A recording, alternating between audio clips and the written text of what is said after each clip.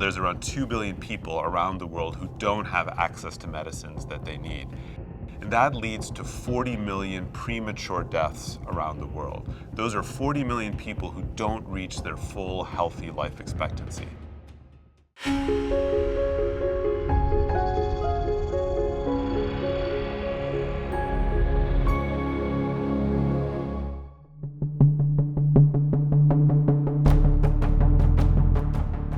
We have a goal at the company to enable health equity. We really want to reimagine access to healthcare, access to medicine, so everybody has an equitable opportunity to live a full and healthy life. Now, core to our work every day is the R&D work we do to find new medicines, get those medicines registered, and get those medicines distributed. On top of that, we've been working very hard to improve how we tackle access to medicines. We started out in drug donation programs, like in areas like leprosy. Over time, we moved into profit-neutral efforts like we did in malaria.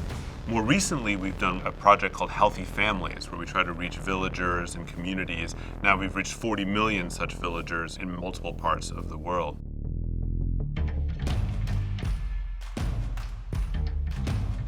No one size fits all.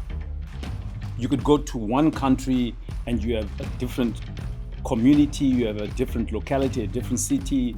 Even in the US, whether it's New York City or it's rural Kentucky, or you go to India and you're Mumbai or you're working in a village, you have to customize your solutions based on the needs of the local community.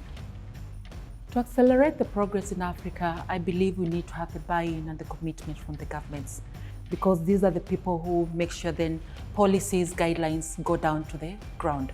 And ground, I mean to the community aspect. If you look at it in Africa, then 60 to 70% of the population stays within the rural environments, where then we need this healthcare to be available. I look at it at the population itself. You're talking about 1.2 billion people.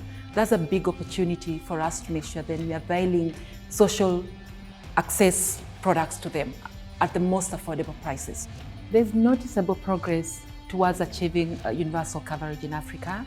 A lot can still be done, especially considering the system is not only governments or multinationals alone.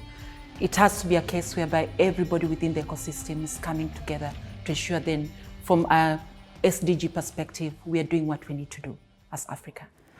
In order to implement these type of initiatives, the first and very fundamental aspect is to build trust among the different stakeholders.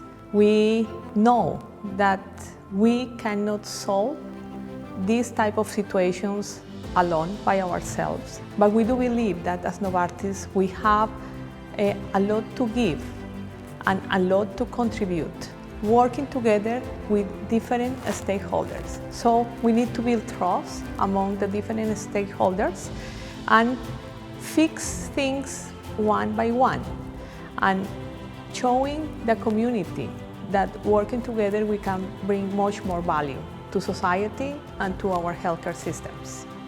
I believe that the solution to accelerate progress is to learn by doing, understanding, getting closer to the communities, getting closer to other actors in the healthcare sectors, learning from them, putting ourselves in their shoes in order to be prepared to provide better solutions that goes beyond the therapy and that are integral for the benefit of the patients. What we've learned about applying market-based approaches to increase access is that, one, you have to be systematic. Two, it's important that you have executive management support. As we develop new medicines, we've decreased the time to market from when a medicine is available in Europe to being available in developing countries now to less than 12 months. So this is sustainable. You've got to price it accordingly, you've got to understand the healthcare system infrastructure, and it has to be part of your objectives, values, and it must be measurable. Progress to the SDGs require new ways of business thinking, different ways of capital allocation.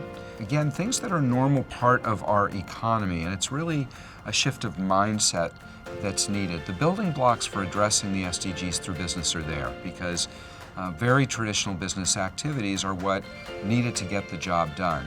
But the same ways of conducting those activities may not accomplish the goals that we want. So it's a change in mindset, change in corporate purpose, in business strategy, product development, and then delivery. We've been on this journey to reimagine how we think about access to medicines. Now, one of the most exciting things I think that's happening this year is we've committed to reimagining access in a bold way at Novartis. That involves embedding access principles in all of our objectives at the company, including the CEO's objectives, around three key elements.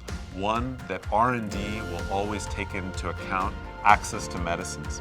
Second, that we really put access to medicines in our launch plans and launch programs so that new innovations get to patients as quickly as possible all around the world.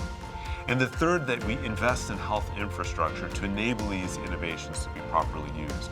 I believe if we can consistently do that with every new medicine we create, we can dramatically impact healthcare access around the world. We have worked with Novartis on many things over the years. We have worked with them on developing a living wage strategy, and Novartis was one of the first, if not the first, big global corporates to commit to paying a living wage, which was a great step. We're working with them currently on human rights, how to integrate human rights into their business operations. So we've worked with Novartis over nearly 20 years as they've been on their journey to be a more sustainable company that delivers on global public health.